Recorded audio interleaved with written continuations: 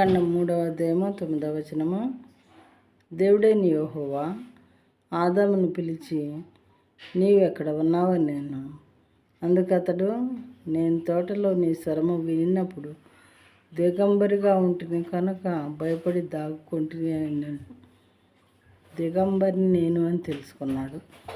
ఎప్పుడైతే ఫ్రూట్ తిన్నాడో, సర్పం ఇచ్చినటువంటి ఫ్రూట్ తినగానే వాళ్ళ దిగంబరత్వం వాళ్ళకి తెలిసిపోయింది, కనపడింది. అయితే అంతకుముందు ఆ ఫ్రూట్ తినకముందు అవి వాళ్ళకి తెలియలేదు పాపం అంటే ఏంటో. అయితే దేవునికి కోపం వచ్చేసింది వాళ్ళ జవాబు చెప్పినప్పుడు. 11వ వచనము. అందుకు ఆయన, నీవు దిగంబరివని నీకు తెలిపిన వాడెవడు?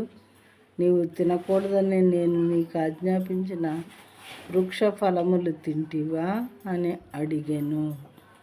నేను కోపం వచ్చి, నీకెవరు చెప్పారు నువ్వు దిగంబరివని? నేను వద్దన్నా పండు తిన్నావా అని అడిగారు అన్నమాట.